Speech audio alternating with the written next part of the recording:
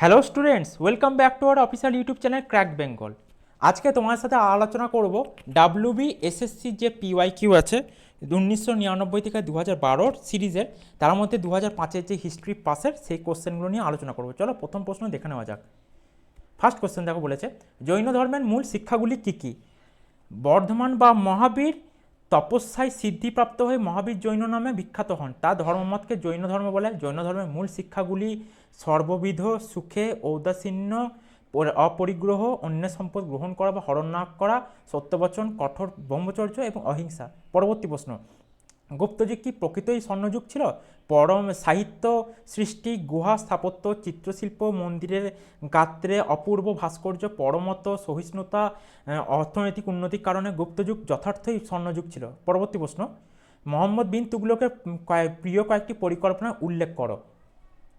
মোহাম্মদ বিন তুগলক 1335 খ্রিস্টাব্দে দোয়াব এলাকায় কৃষকদের থেকে শুল্ক কর থেকে 20 গুণ বর্ধিত করেন এবং আদায় করতে বল প্রয়োগ করেন। 2 নম্বর হচ্ছে, এটা 1 নম্বর হলো। 2 নম্বর হচ্ছে 1326 খ্রিস্টাব্দে দিল্লি থেকে 1150 কিলোমিটার দক্ষিণে দেবগিরিতে রাজধানী স্থানান্তরিত করেন। দিল্লিবাসীদের বলপূর্বক সেখানে যেতে বাধ্য করেন। 3 নম্বর, খোরাসান অভিযান, মঙ্গলদের বারবার আক্রমণ এবং প্রচুর অর্থ উপঢৌকনে গ্লানি দূর করতে বিশাল বাহিনী গঠন করেন, ফলে রাজকোষ প্রায় শূন্য হয়ে যায়। 4 নম্বর, তামার মুদ্রা বা নোট প্রচলন। সোনার উপর দুষ্প্রাপ্যতা থেকে মুক্তি পেতে সোনার উপর মুদ্রা সমমূল্যে তামার নোট প্রচলিত করা হয়। শীঘ্রই বাজারে জাল মুদ্রা ছেয়ে যায়, ফলে অভিনব পরিকল্পনাটি বিপর্যয় ডেকে আনে। পরবর্তী প্রশ্ন, ঔরঙ্গজেবের রাজপুত নীতির প্রধান বৈশিষ্ট্যগুলি কী ছিল? সম্রাট আকবরের আমল থেকে রাজপুতগণ মুঘল সাম্রাজ্যের প্রমাণ সহায়ক শক্তি ছিল। তাদের সাথে বৈবাহিক সম্পর্ক স্থাপিত হয়েছিল, কিন্তু ঔরঙ্গজেব সন্দিগ্ধ মনা হয়ে রাজপুতদের মধ্যে বিভেদ সৃষ্টির চেষ্টা করেন। মেবারের রানা কি বলে রাজ সিংকে জব্দ করতে হিন্দু ধর্মবিরোধী জিজিয়া কর বলবৎ করেন, ফলে বিশ্বস্ত বহু রাজপুত তার শত্রু হয়ে যায়। শিবাজির প্রতি সহানুভূতি প্রদর্শনের জন্য অম্বররাজ জয়সিংকে গোপনে হত্যা করা হয়। মারওয়ারের রানা যশবন্তের মৃত্যুর পরে তার বিধবা পত্নী পুত্র অজিত সিংকে অন্যদের সাথে বন্দী করে রেখেও রাঠোর নেতা দুর্গাদাসের কূটকৌশলে তাদের মুক্তি প্রভৃতি সম্রাটের রাজপুত নীতি ব্যর্থতা বোঝায়। পরবর্তী প্রশ্ন, তাম্রলিপ্ত জাতীয় সরকার বলতে কী বোঝে? 1942 খ্রিস্টাব্দে ভারত ছাড়ো আন্দোলনকারী মেদিনীপুর জেলায় মহিষাদল, সুতাহাটা, নন্দীগ্রাম এবং তমলুক, এই 4টে জায়গায় বহু প্রতিবাদী নরনারী আত্মত্যাগের মধ্যে দিয়ে তমলুক ও কাঁথিতে কয়েক মাসের জন্য একটি স্বাধীন শাসন ব্যবস্থা ঘোষিত হয়। সতীশচন্দ্র সামন্তের নেতৃত্বে এবং অজয় মুখার্জি, সুশীল ধারা, চন্দ্র ধারার সহযোগে ব্রিটিশ শাসন মুক্ত যে সরকার ঘোষিত হয় ইতিহাসে, তাই তাম্রলিপ্ত সরকার নামে পরিচিত হয়েছে। এই 4টি কিন্তু মহকুমা কথা মনে রাখবে তোমরা। দিল্লি সুলতানি অবক্ষয়ের প্রধান কারণগুলি নির্দেশ করো। দিল্লি সুলতানি অবক্ষয়ের অন্যতম কারণ সৈয়দ লোদি বংশের শেষ দিকে সুলতানদের দুর্বলতা এবং সেই সুযোগে জাগিরদার ও আমির ওমরাওদের চক্রান্ত গোপন বিদ্রোহ।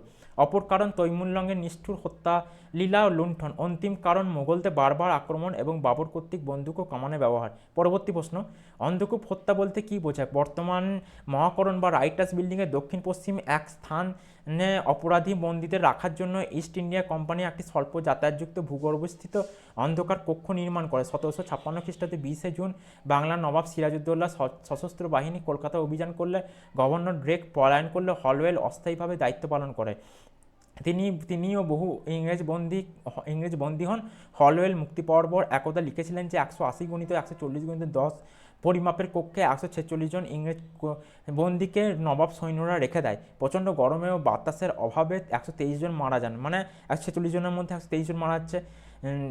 এই তথ্য অবশ্য ঐতিহাসিক অক্ষয় কুমার মৈত্র মিথ্যা প্রমাণিত করে। স্যার যতীন্দ্রনাথ সরকার বলেছে এই ক্ষুদ্র পরিসরে 60 জনের বেশি মানুষ থাকতে পারে না। ইংরেজি ঐতিহাসিকগণ তথাকথিত এই ঘটনাকে অন্ধকূপ হত্যা বলেছে। এর প্রসঙ্গে আরেকটা কথা বলে রাখি, অ্যানি বেসান্ত বলে একজন আছেন ব্যক্তিত্ব, উনি বলেছেন যে জ্যামিতি প্রমাণ করে পাটিগণিতের অঙ্ক ভুল, এই কথাটা বলেছেন। পরবর্তী প্রশ্ন, ভিয়েনা সম্মেলনে চতুর্শক্তি বলতে কাদের বোঝায় এবং কেন বলা হয়? 1815 খ্রিস্টাব্দে ভিয়েনা সম্মেলনে চতুর্শক্তি বলতে বোঝায় ইংল্যান্ড, রাশিয়া, প্রাশিয়া, অস্ট্রিয়া। এদের বলা হতো কারণ এরা ইউরোপের শান্তি পুনঃপ্রতিষ্ঠা ও সমতার ভারসাম্য বজায় রাখতে প্রধান ভূমিকা নেয়। পরবর্তী প্রশ্ন, 1830 খ্রিস্টাব্দে ফ্রান্স বিপ্লব ঘটার কারণ কী? 1830 সালে ফ্রান্স বিপ্লব ঘটে রাজা দশম চার্লসের দমননীতির কারণে। মূল কারণগুলি ছিল নিম্নলিখিত: রাজতান্ত্রিক স্বেচ্ছাচারিতা, গণঅধিকার হরণ, সংবাদপত্রের স্বাধীনতা হ্রাস, নির্বাচন পদ্ধতির সীমাবদ্ধতা, উদারপন্থীদের প্রতি অত্যাচার। এই কারণে জনসাধারণ রাজতন্ত্রের বিরুদ্ধে বিদ্রোহে ফেটে পড়ে। পরবর্তী প্রশ্ন, প্রাক বিপ্লব যুগে ফ্রান্সের তৃতীয় সম্প্রদায় বলতে কাদের বোঝানো হয়? প্রাক বিপ্লব যুগের ফ্রান্সে তৃতীয় সম্প্রদায় বা থার্ড এস্টেট বলতে বোঝানো হয় সাধারণ জনগণকে, যারা পুরোহিত বা ফার্স্ট এস্টেট এবং অভিজাত বা সেকেন্ড এস্টেট শ্রেণী বাইরে ছিল। অর্থাৎ তৃতীয় সম্প্রদায় বলতে বোঝানো হয় ফ্রান্সের সাধারণ জনগণকে, যেমন কৃষক, শ্রমিক, কারিগর, বণিক, যাদের উপর করের বোঝা থাকলেও তারা রাজনৈতিক ও সামাজিকভাবে বঞ্চিত ছিল।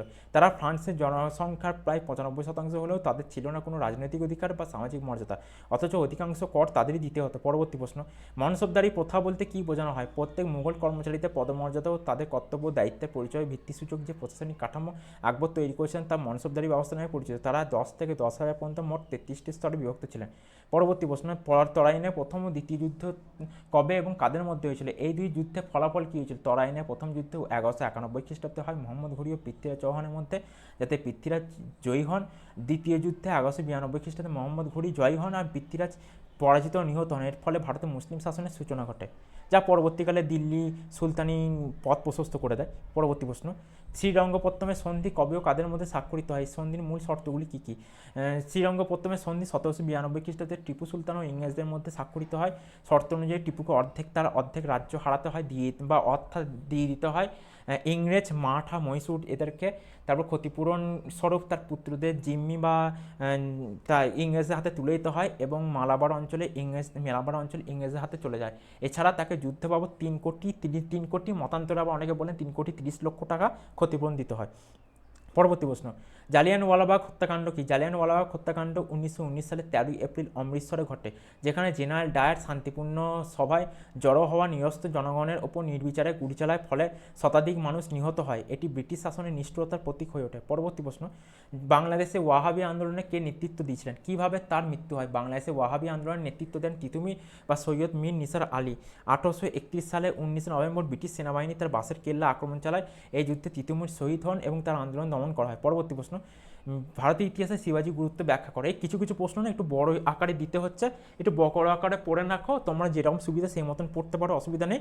এবং এখান থেকে কিছু কিছু লাইন বা তথ্য ইম্পর্টেন্ট আছে, বিভিন্ন বই ঘেটে করা, তো একটু বড় হতেই পারে, তো একটু দেখে রেখো।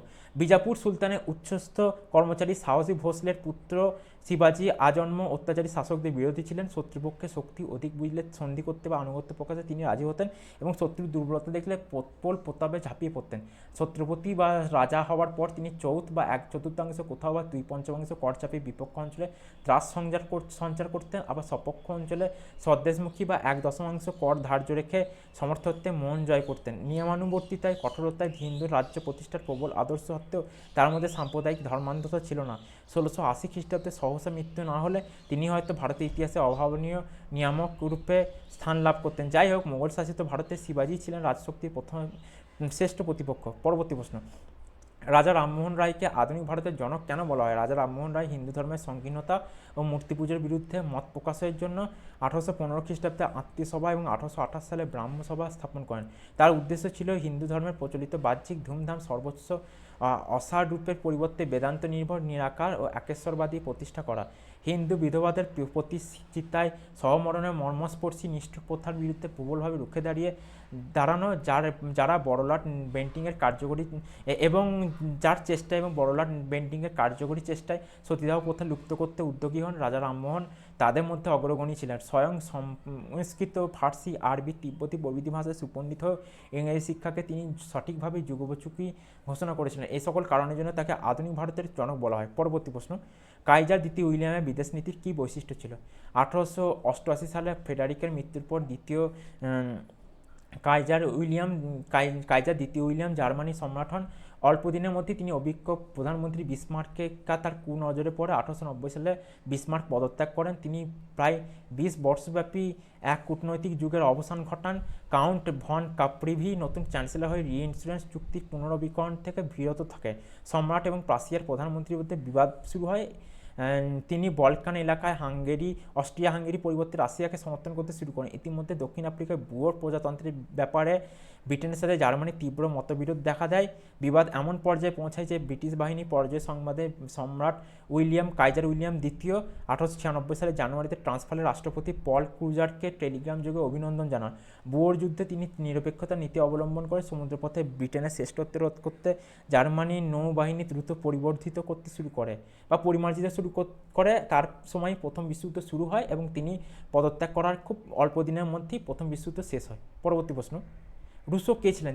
জ্যাক্স রুশো 1772 থেকে 1712 থেকে 1778 পর্যন্ত বেঁচে ছিলেন। তিনি অস্ট্রিয়া জেনিভায় জন্মগ্রহণ করেন, তবে 1733 সাল থেকে প্রধানত তিনি ফ্রান্সে থেকেছেন। তিনি দার্শনিক দিদেরও সংস্পর্শে এসে প্রবন্ধ রচনা শুরু করেন। 1750 খ্রিস্টাব্দে তার বিজ্ঞান ও কলাবিদ্যা প্রসঙ্গ এক প্রতিযোগিতায় প্রথম পুরস্কার লাভ করে। 1762 খ্রিস্টাব্দে এমিলি বা শিক্ষা সম্পর্কিত এবং সামাজিক চুক্তি বা সোশ্যাল কী বলে ওটাকে কী বলে সামাজিক চুক্তি ব্যাপক সারা জায়গায়, তার শিক্ষা সম্পর্কিত এবং সামাজিক চুক্তি প্রকাশ মাত্রই নিষিদ্ধ ঘোষিত হয়। ওটা হচ্ছে সোশ্যাল কন্ট্যাক্ট, সামাজিক চুক্তি আরেক নাম। রাশিয়ার সাথে রি ইন্স্যুরেন্স চুক্তি কে করেছিলেন এবং কেন রাশিয়ার সাথে রি ইন্স্যুরেন্স চুক্তি করেছিলেন? জার্মানির প্রধানমন্ত্রী বা চ্যান্সেলর অটো ভন মিসমার্ক। গোপন এই চুক্তি প্রতিবাদ্য বিষয় ছিল 1 নম্বর, রাশিয়া ফ্রান্স আক্রমণ করলে জার্মানি ফ্রান্স আক্রমণ করলে রাশিয়া নিরপেক্ষ থাকবে। 2 নম্বর, রাশিয়া অস্ট্রিয়া আক্রমণ করলে জার্মানি নিরপেক্ষ থাকবে। এই চুক্তি বলে বুলগেরিয়া ও তদানীন্তন রোমানিয়ায় রুশ প্রভাব বৃদ্ধিতে এবং কৃষ্ণসাগরে রুশ অধিকার কায়েমে জার্মানি আপত্তি করবে না। 1890 সালে অবশ্যই এই চুক্তিটিও নিরর্থক হয়ে যায় এবং ফরাসি রুশ চুক্তি কার্যকর হয়। পরবর্তী প্রশ্ন, আজকে আর পরবর্তী প্রশ্ন নয়, এতদূর পর্যন্ত আছে। যদি ভিডিওটিকে ভালো লেগে থাকে তাহলে ভিডিওটিকে লাইক করো এবং চ্যানেলটিকে সাবস্ক্রাইব করতে ভুলো না। আজকে এই যত কটা কোশ্চেন 2006-এর যে পাস কোর্সের সেইগুলো নিয়ে আলোচনা করলাম। পরবর্তী 2005-এর যে পাস কোর্সের হিস্ট্রি সেগুলো নিয়ে আলোচনা করলাম। পরবর্তী দিনে আরও বেশ কিছু কোশ্চেন নিয়ে আলোচনা করবো। ততক্ষণের জন্য বাই বাই।